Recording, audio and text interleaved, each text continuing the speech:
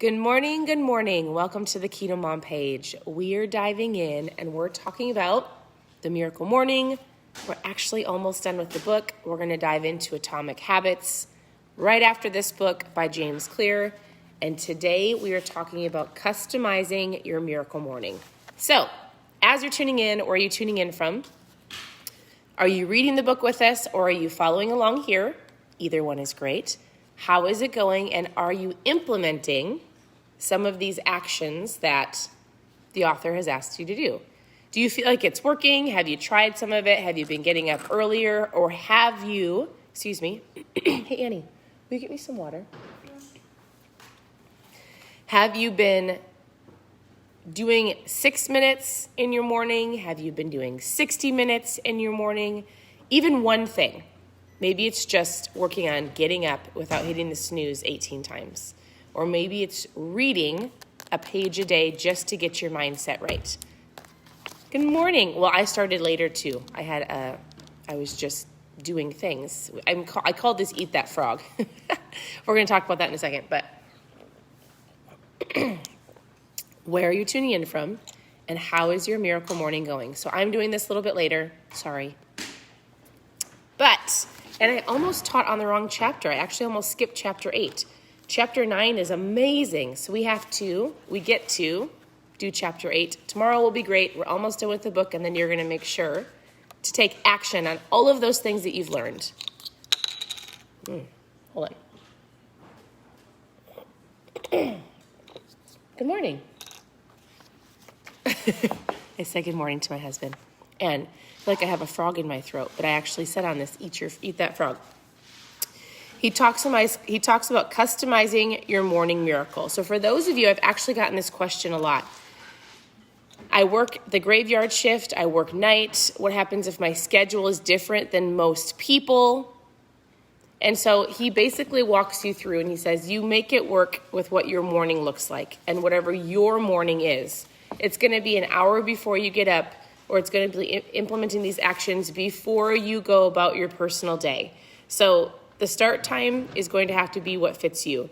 He also talks about eating. This is great for the Keto Mom page because he said, if you wake up and the first thing that you do is eat, he wants to help shift your mind. A lot of you on here intermittent fast, so it's perfect, right?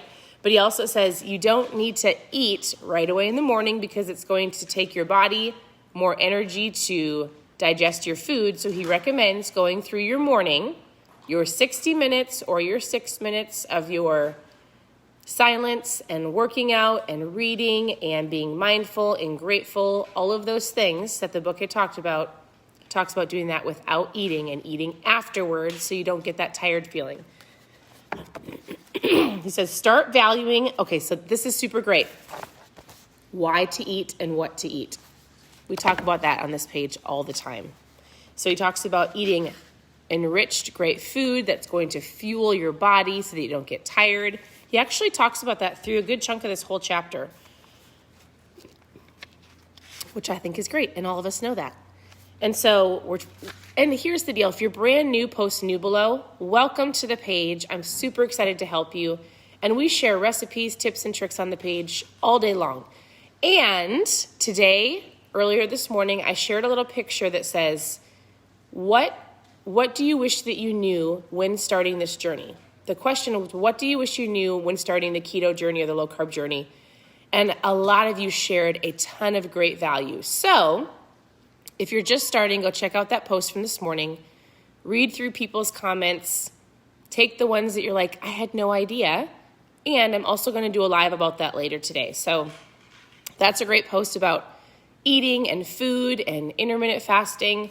But this chapter was mainly about not procrastinating, eating great food, which we talk about all the time, and making it fit in your personal lifestyle. Man, I am cloggy today. Because you're a horse. Because I'm a horse? So many horses. I was around a lot of horses yesterday. If you followed our story my stories on Instagram or Facebook, we have a daughter who loves horses. Well, a newly found love for horses. I feel like she's been begging us for horse lessons for months and months. And so yesterday, was our very first horse lesson, and we were outside from 10 in the morning until probably 1 with a friend who has horses, and then they took their very first lesson from an incredible lady here locally for a couple hours, and we were so sweaty and so hot, but it was so fun to watch her be so joyful. So for those of you who have horses and love horses and all things horses, you'll have to give us your favorite tips and tricks. We don't have horses. We don't have land for horses, if you know. Yet. We have a fish farm. Jokingly, we have a lake. We live on a lake. So our horse will have to learn to swim. But I do feel like I was outside a lot yesterday, and it was so warm, and I'm thankful for the heat. So here's why I labeled it. Here's where I said, eat that frog. Because at the end of this chapter, he talks about overcoming procrastination.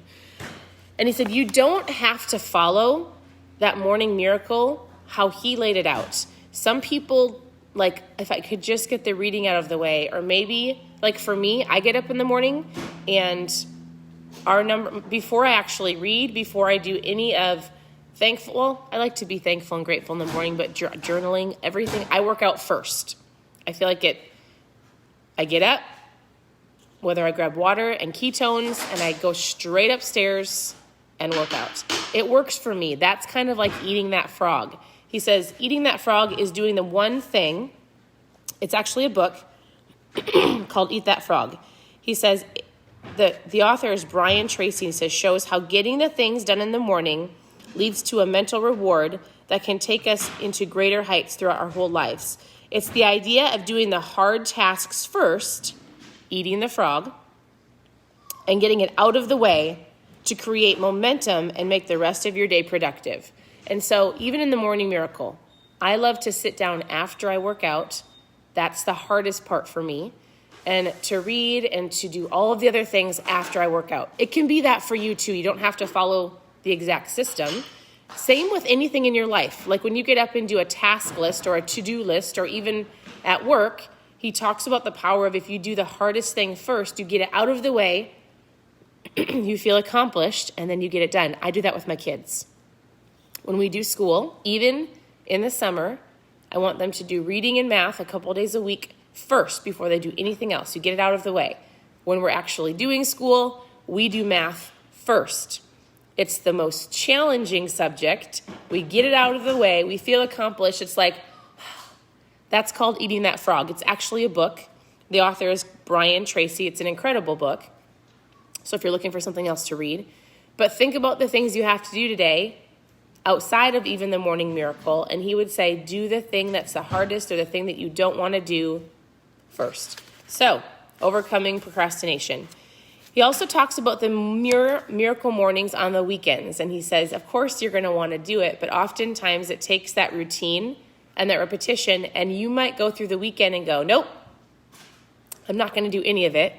And then you actually might miss the routine, or you might not feel as accomplished. So you'll find yourself going back through on the weekends, actually doing it because of how great that you feel. So if you're just starting, I'd love to know, have you done it on the weekends? Do you not do a lot of routine things on the weekends? Do you sleep in? Do you not work out? Do you prefer your weekdays or your weekends? And do you feel like you're going to continue that throughout the weekend? And then lastly, he talks about keeping your morning miracle fresh and fun and exciting. So he says, humans need variety. It's important that you keep your miracle morning feeling fresh and new. And then he says, whose fault is it if it's boring? And whose responsibility is it to make it more fun? This is a great lesson to never forget. Whether it's your routine or with relationships or any responsibilities that you have, it's your responsibility to keep it fresh, to keep it fun, to keep it exciting. If you're bored with food, swap out some of your food. If you're bored with your routine of your workout, swap out your workouts. Guess what? What's great is we go through so many different books, you're not going to get bored with reading. And so he just says it's your responsibility, if you're bored, to switch it up, to keep it exciting, to have fun. And then I said this yesterday, but I thought it was great. Remember, the moment that you accept total responsibility for everything in your life is the moment that you claim the power to change anything in your life. Super powerful. So I'm really excited to go into the next chapter with you tomorrow, and then the very last chapter. The next chapter is going from unbearable to unstoppable. I actually had that all ready to talk to you about today. It's really good. And then the last one is going to be giving you a 30-day life transformation challenge. He's going to talk about how many days you have to do something to create a habit. So that's the last 2 chapters. We will finish this on Friday, and then we're going to implement it if you're not already doing so, or one day at a time, right? So how are you liking the book? Continue to tune in. We'll finish this book in the next 2 days, and then we're going to dive into Atomic Habits by James Clear. You can always follow along here. Also, and you can always read the book with us. I'd love to know, what have you taken away from the book that's helping you? Or do you have like an aha moment? Or what's your biggest takeaway? Share below so other people can go, oh, it's totally worth it. Some people are leery to grab books. It is incredible. It's incredible. And we could do the 30-day challenge here on the page too. So as we're going through Atomic Habits for the last part of the month and then diving into into July, I'll just make hey, who's accomplished their day 1 of the morning miracle? Who's accomplished day 2? So I'll also put that on here. So maybe we'll start, yes, I'll post that here so people can stay accountable if you need that. Otherwise, the book is great. If you have not been following along, grab the book. It's an incredible tool, super easy read, and we're going to just keep going throughout the entire summer with reading and working on creating systems and habits to get you to your goals. Because if you don't have those systems and habits in place, the likelihood of you reaching your goals, he talks about that in the next chapter of how often people don't accomplish their New Year's resolutions because they don't have the systems in place to accomplish it. So it's great. I appreciate you all having a good rest of your morning. Continue to tune into the page. If you want, go answer the question that I asked earlier this morning. It's in a big pink picture, and it says, what is something that you wish that you knew when you were starting this lifestyle? Because so many brand new people are here and they would love to make sure they know all of the things as they're diving into keto and low carb. So thanks for participating. I hope you have an incredible day, and we'll talk to you soon.